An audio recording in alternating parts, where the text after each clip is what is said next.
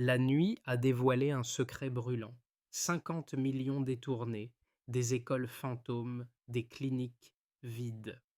Le paradoxe heurte d'emblée. Quand l'espoir montait, les comptes privés gonflaient, et des villages restaient dans l'obscurité.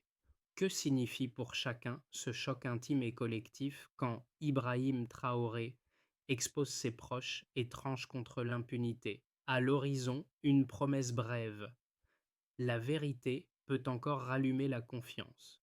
Cette enquête propose un fil clair: comprendre comment un scandale interne massif et documenté a basculé d'une menace existentielle vers un test d'intégrité nationale.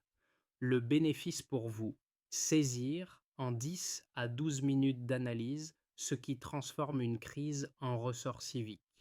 Nous suivrons l'itinéraire des pièces: la clé USB anonyme, les 2847 documents, les virements traçables, les projets certifiés mais jamais livrés. Nous examinerons ensuite la réponse politique: dénoncer publiquement, solliciter des vérifications régionales, ordonner des arrestations visibles.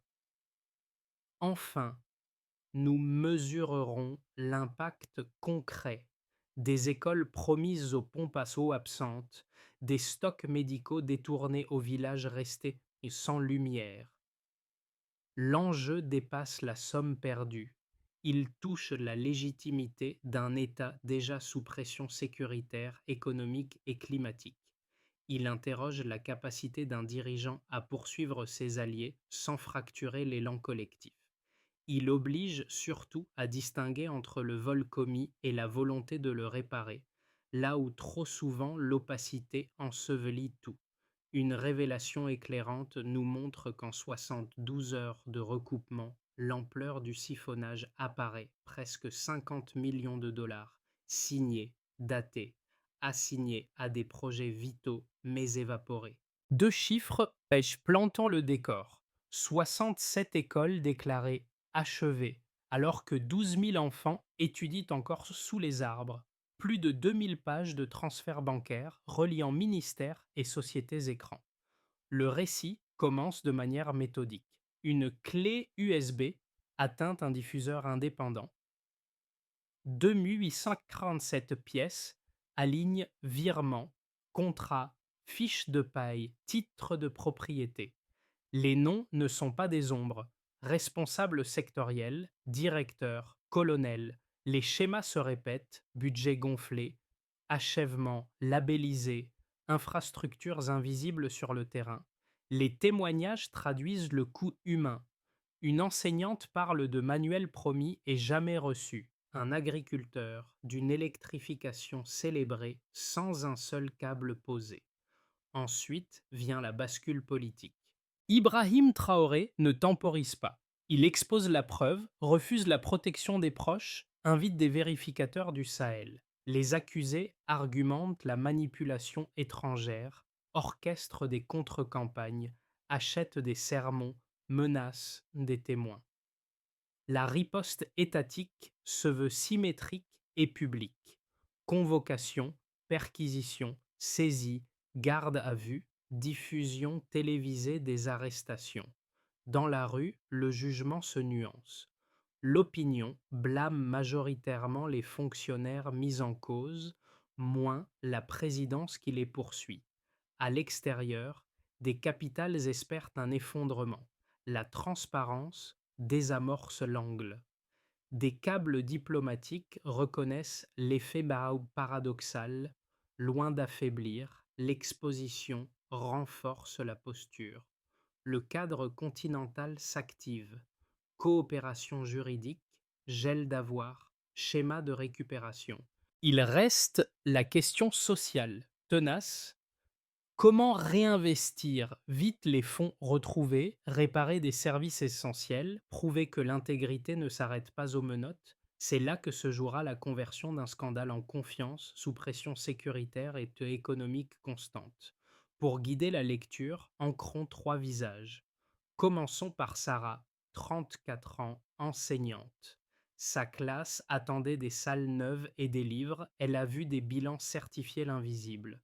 Sa phrase résume la fracture: Comment expliquer cette trahison à nos enfants? Puis Ibrahim, 67 ans, agriculteur. L'électrification promise mit en scène des discours et des bannières, mais aucune installation réelle. Sa colère tranche, c'est pire que le colonialisme. Au moins, ils avouent le vol. Enfin, des soignants ruraux, 23 entrent sans équipement de base, des femmes enceintes marchant des kilomètres, des enfants exposés au paludisme faute de médicaments simples. Les effets précoces sont notables. La visibilité des arrestations brise une habitude d'opacité. Dans les quartiers d'Ouagadougou, des murs prennent la parole. Justice d'abord. L'inertie administrative se fissure lorsque des stocks saisis réapparaissent, lorsque des contrats sont audités, lorsque des salaires fantômes cessent de tomber. Le message institutionnel, s'il veut durer, doit suivre une grammaire stricte: traçabilité, calendrier, preuve publique. Un point de passage obligé est la cohérence du sommet. Si la présidence exige des comptes, elle doit maintenir l'équilibre entre fermeté judiciaire et protection des procédures. La confiance ne se décrète pas, elle se montre. L'épreuve est d'autant plus serrée que l'insécurité pèse et que l'économie demeure fragile. La conclusion provisoire tient en 12 mots.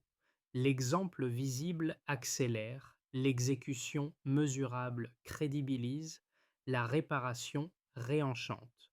Ce qui devait être un simple audit interne s'est transformé en un séisme politique. Le 28 août 2025, les premiers signaux d'alerte proviennent d'équipements disparus, censés avoir été livrés dans le cadre d'un programme d'aide technique. Les partenaires chinois signalent l'anomalie, confirmée ensuite par des collaborateurs russes. Les livraisons prévues n'ont jamais quitté leurs entrepôts. Ibrahim Traoré soupçonne immédiatement une opération interne. En 3 jours, une cellule discrète issue du Mali et du Niger reconstitue la chaîne des transactions. Le verdict tombe. Près de 50 millions de dollars ont été détournés par ceux-là même qui défendaient publiquement la révolution. Le 1er septembre, le capitaine convoque une réunion d'urgence. 7 ministres et officiers supérieurs sont présents: Borma Sanfo, Kompé, Sawado, Ominat, Aedrago, Kabari et Dio. L'échange dégénère en confrontation historique. Des témoins décrivent la voix du président brisée par la colère. Vous avez détruit 3 années de travail en 3 mois de cupidité. Les accusés nient tout en bloc, accusant une manipulation occidentale. Ibrahim Traoré frappe du poing. Ce sont vos signatures, vos comptes, vos cachets. Le silence devient lourd, puis une contre-offensive s'organise. L'opération Main propre, prétendument patriotique, vise à inverser la narration. Des millions de dollars sont injectés dans une campagne numérique massive. Des vidéos mettant en scène de faux villageois louant. Les ministres incriminés. Des leaders religieux sont payés pour prêcher que les accusations visent l'islam. Des agents politiques promettent de l'immunité à l'opposition en échange d'un soutien. Dans le même temps, des témoins sont menacés, des dossiers disparaissent, des documents sont brûlés.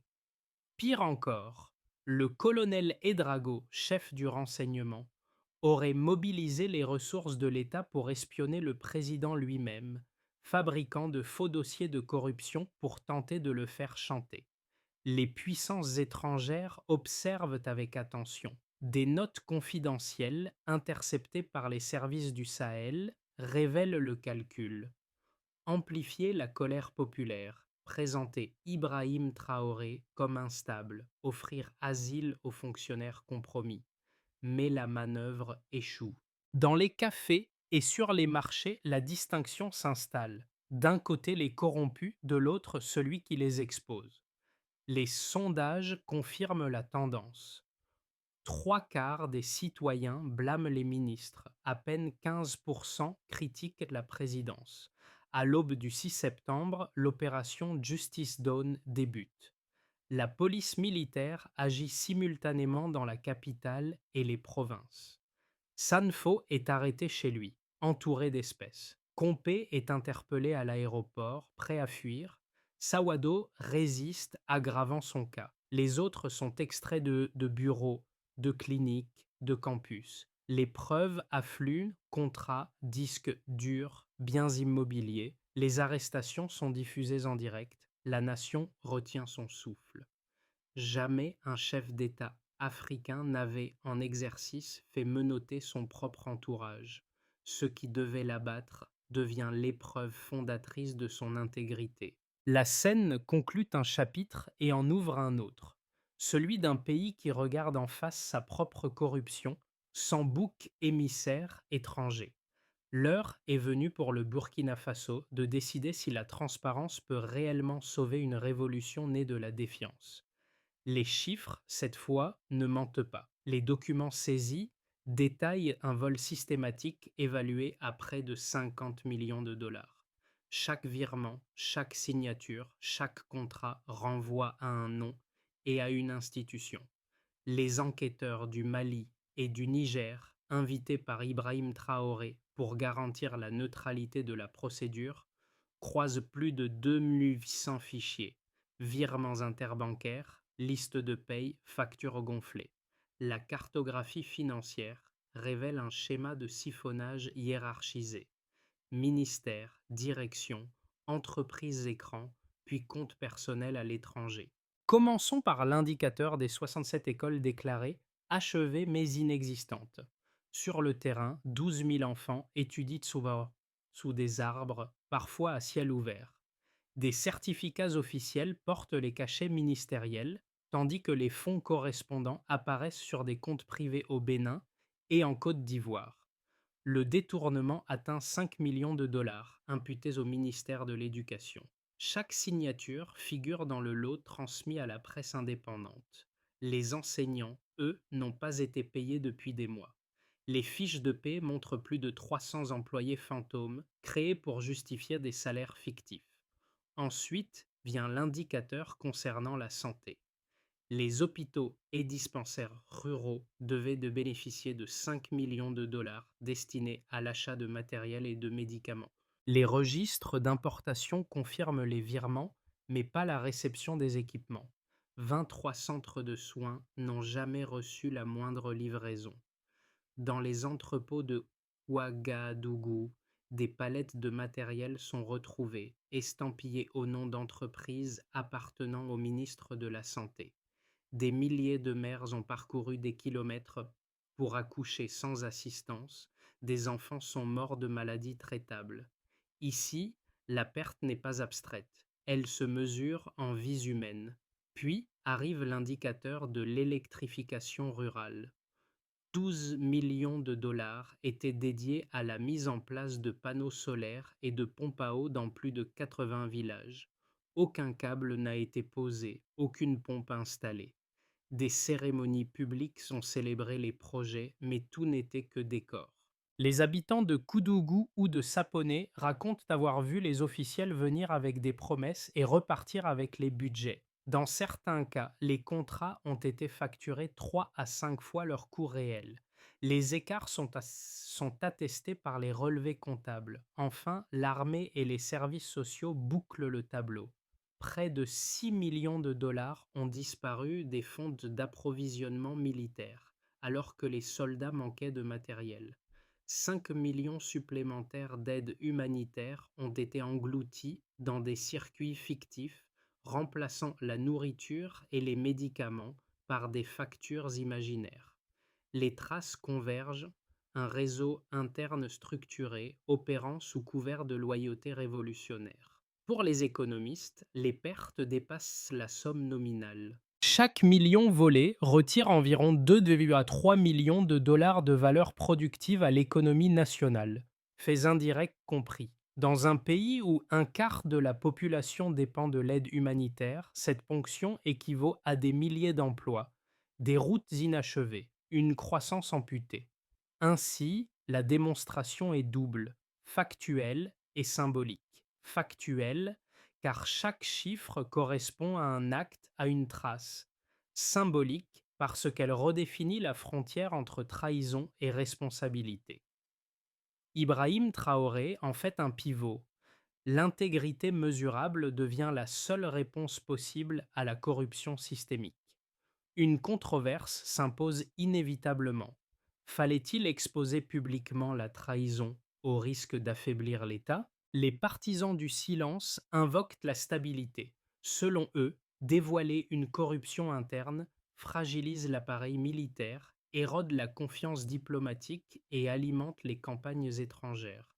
Ils rappellent qu'aucun pays du Sahel ne peut se permettre une crise politique pendant qu'il affronte des menaces sécuritaires. Le réalisme, disent-ils, commandait de gérer en interne, d'éviter la mise en scène des arrestations. Face à cet argument, un autre courant répond par les faits. Depuis 2022, les dissimulations répétées ont justement nourri la défiance. Les révélations ont certes ébranlé le système, mais elles ont aussi clarifié les lignes de responsabilité. La transparence n'a pas détruit l'autorité, elle l'a redéfinie. Les sondages menés à Ouagadougou après la diffusion des arrestations montrent une progression de 25 points dans la confiance accordée à Ibrahim Traoré, tandis que l'opposition reste marginale. Les bailleurs africains, eux, notent que les audits indépendants accélèrent le retour des investissements régionaux. La deuxième objection est que la procédure judiciaire serait sélective, dirigée contre des rivaux politiques. Là encore, les éléments contredisent cette lecture. Les sept, les 7 accusés appartenaient au cercle rapproché du président, compagnon de la première heure.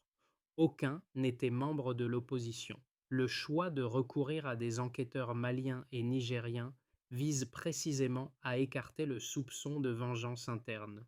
Les rapports transmis à la cour de Ouagadougou décrivent des détournements documentés, non des rumeurs. La troisième critique est que la brutalité du message découragerait les cadres honnêtes de servir. Mais la dynamique observée depuis septembre montre l'inverse. Les candidatures attreintes aux postes administratifs ont augmenté, signe qu'un encadrement plus rigoureux attire ceux qui recherchent la crédibilité plutôt que l'immunité. Ainsi, le débat dépasse la seule personne d'Ibrahim Traoré. Il oppose deux visions de la gouvernance, celle du compromis discret et celle de la responsabilité visible. Les, les faits, jusqu'ici, valident la seconde. Une révolution qui s'assume dans la lumière survit plus longtemps qu'un pouvoir qui cache ses fautes dans l'ombre. Un matin de septembre, tout a changé.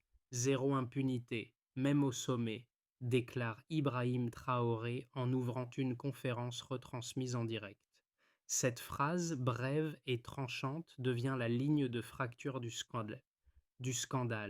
Jusque-là, la révolution se présentait comme un rempart contre les pressions extérieures. Désormais, elle s'affirme capable de s'autocorriger.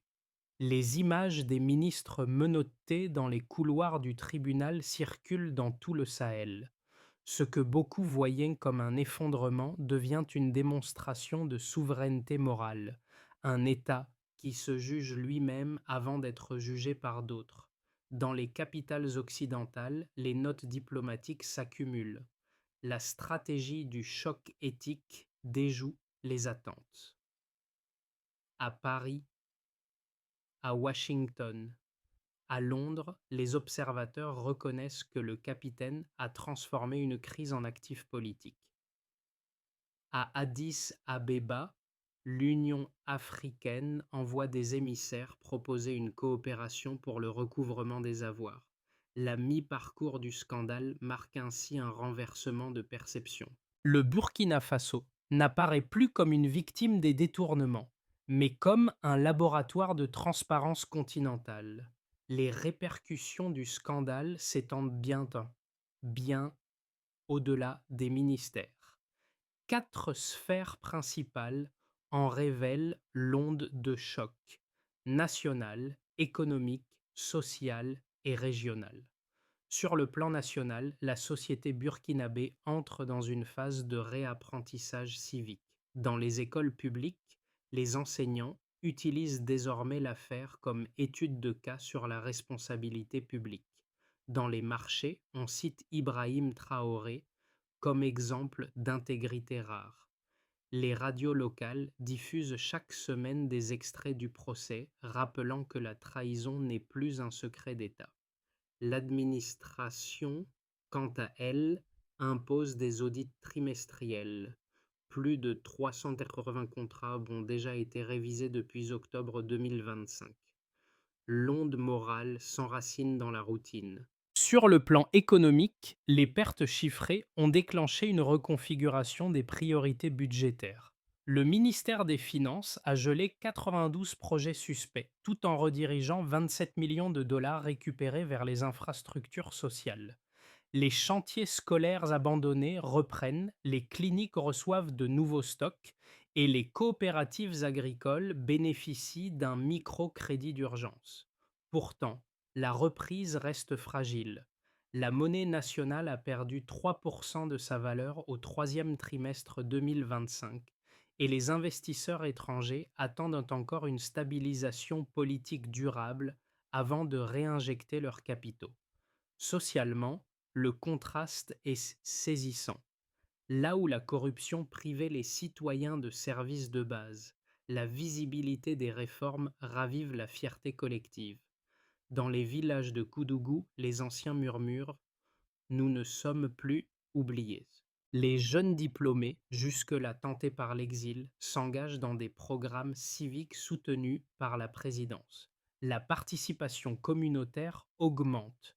42 comités de suivi locaux surveillent désormais les dépenses publiques, preuve que la vigilance populaire s'institutionnalise. Mais la tension demeure.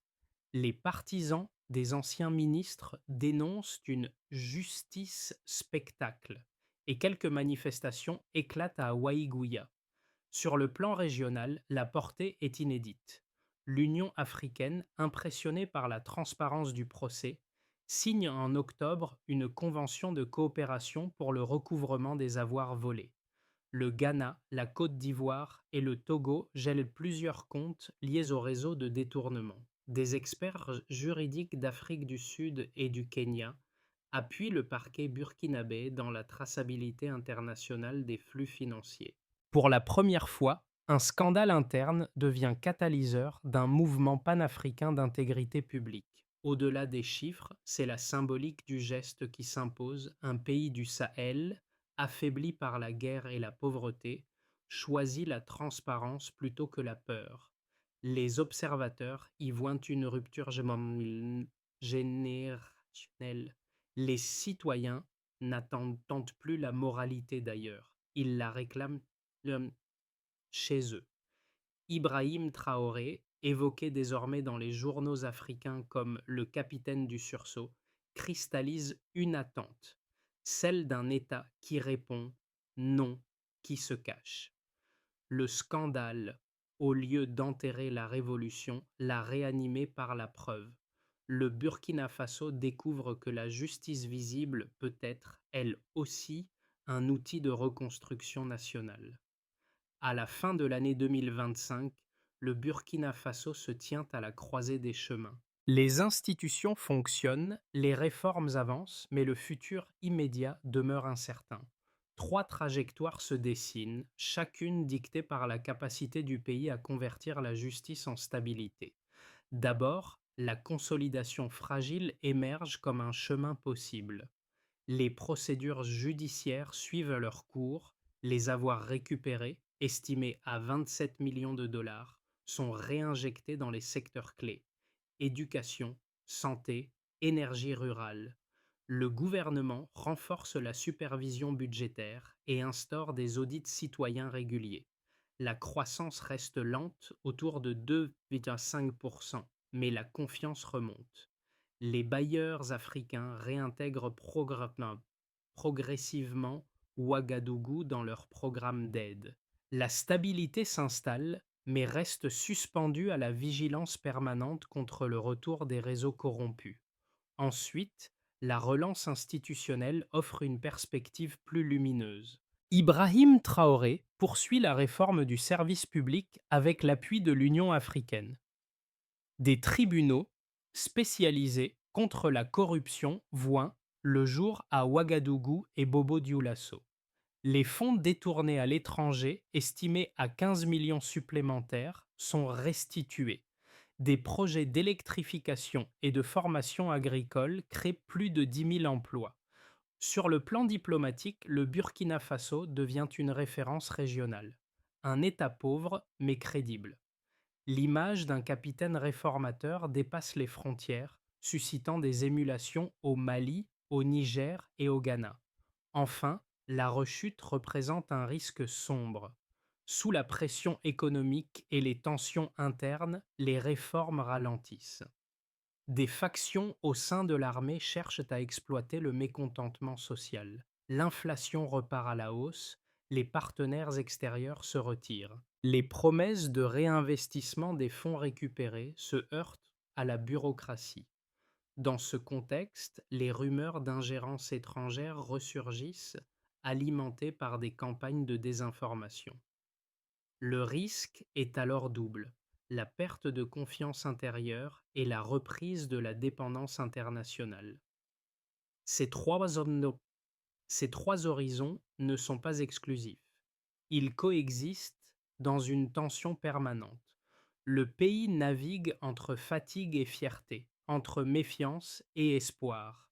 La clé, affirment les économistes burkinabés, sera la continuité des preuves. Si chaque franc retrouvé se transforme en école, en pompe ou en dispensaire, la révolution survivra à la tempête. Sinon, elle rejoindra la longue liste des promesses africaines interrompues.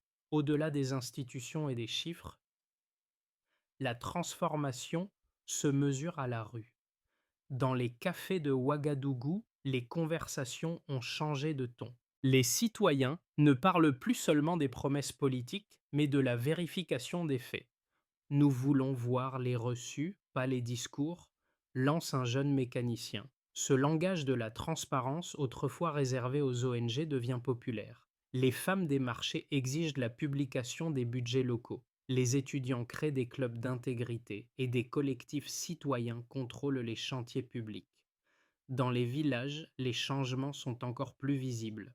À Koudougou, les habitants surveillent eux-mêmes la pose des pompes à eau. À Saponé, les parents d'élèves tiennent un registre des fournitures scolaires. Ce mouvement d'appropriation civique transforme la perception de la révolution. Elle n'est plus un mot d'ordre venu du Haut, mais un effort quotidien pour réparer la confiance. Sur les réseaux sociaux, des milliers de messages célèbrent le courage d'Ibrahim Traoré, comparé par certains à Thomas Sankara pour son audace morale. Mais la comparaison ne suffit pas. Les Burkinabés rappellent que l'intégrité doit survivre au charisme. Le capitaine l'a dit lui-même. Un État ne se sauve pas avec une seule figure, mais avec des institutions propres. Cette phrase résonne au-delà des frontières. Dans les diasporas africaines de Paris à Abidjan, des associations lancent des campagnes intitulées L'intégrité avant tout. Les dons affluent pour reconstruire les écoles promises. Chaque geste individuel devient une réponse collective à la trahison. En fin de compte, le peuple s'approprie l'histoire. Là où la corruption a dévoré les espoirs, la visibilité de la justice redonne une part de dignité. Le scandale a blessé la nation, mais il lui offre aussi l'occasion rare de se regarder sans baisser les yeux. Depuis la tempête de septembre, le gouvernement d'Ibrahim Traoré a converti la crise en feuille de route. 5 étapes structurent cette reconquête de la confiance, chacune mesurable, chacune publique. D'abord, l'audit complet s'impose comme fondation. Les ministères, les collectivités et les entreprises publiques doivent publier tous les 6 mois la liste de leurs projets et dépenses. Les équipes mixtes, inspecteurs nationaux et auditeurs sahéliens, vérifient la concordance entre documents et réalisations. À ce jour, plus de 60% des chantiers suspendus ont été réévalués. Ensuite, le réinvestissement suit naturellement. Chaque dollar récupéré est redirigé vers le secteur initialement volé. L'éducation reçoit déjà 7 millions de dollars, la santé 5 millions, l'électrification rurale 10 millions. Ces montants sont visibles sur un portail public, preuve que la transparence n'est pas un slogan. Puis, la participation citoyenne prend sa place. Les comités locaux de suivi, créés dans 42 provinces, contrôlent les contrats et envoient des rapports mensuels. Ibrahim Traoré y voit un instrument de souveraineté populaire. La justice n'existe pas sans regard du peuple, déclare-t-il. Vient alors la coopération africaine. Sous l'égide de l'Union africaine, un mécanisme de recouvrement transfrontalier a été signé avec le Ghana, le Togo et la Côte d'Ivoire pour geler les avoirs des anciens ministres. Cette alliance juridique marque une première dans l'histoire du continent. Enfin, la prévention ferme le cycle. Une école de la fonction publique éthique ouvrira en 2026. Son but, former chaque futur administrateur à la responsabilité budgétaire. Ces mesures ne garantissent pas l'immunité contre la corruption, mais elles en élèvent le coût.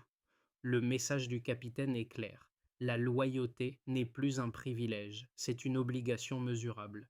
Et, pour la première fois depuis longtemps, le peuple burkinabé en voit les preuves. Dans le silence retrouvé des soirs d'Ouagadougou, les voix se mêlent entre fatigue et fierté.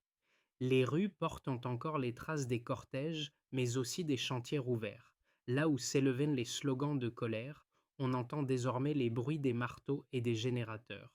L'image d'Ibrahim Traoré, autrefois celle d'un capitaine en guerre, devient celle d'un réparateur obstiné. Autour des écoles reconstruites, les enfants tracent à la craie les 3 mots écrits sur les murs: justice, travail, dignité. Ces mots simples contiennent la revanche morale d'un peuple qui, au lieu de fuir la honte, l'a affrontée. Chaque village, chaque fonctionnaire, chaque famille a désormais un rôle dans cette guérison lente. Pour beaucoup de Burkinabés, cette crise n'est plus un scandale, mais un serment. Celui de ne plus jamais tolérer que les promesses deviennent des comptes bancaires. Nous avons perdu l'argent, mais retrouvé la mesure de notre honneur, dit un enseignant à Koudougou. Le capitaine Ibrahim Traoré, cité une dernière fois dans ce récit, incarne cette ligne fragile entre la blessure et la renaissance. La confiance se reconstruit pierre par pierre sous la lumière du jour. L'histoire du Burkina Faso ne s'achève pas avec un procès ni un discours. Elle continue dans chaque regard, chaque décision, chaque acte de vigilance. Si cette affaire a révélé la profondeur de la trahison, elle a aussi montré ce qu'un peuple peut accomplir quand il choisit la vérité plutôt que la peur. Aujourd'hui, le monde observe, mais la question n'appartient plus aux observateurs. Elle appartient à chacun. Saurons-nous transformer cette transparence en habitude, cette colère en exigence, cette épreuve en culture politique? Le changement durable ne naîtra pas des tribunaux, mais des citoyens qui refusent de détourner le regard. Ibrahim Traoré a ouvert une brèche, celle d'une gouvernance qui se juge elle-même.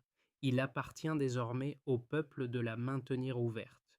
Si cette histoire vous inspire, parlez-en, partagez-la, enseignez-la. La reconstruction d'une nation commence toujours par une conversation collective. Et vous, que feriez-vous si votre propre pays devait choisir entre le silence et la vérité?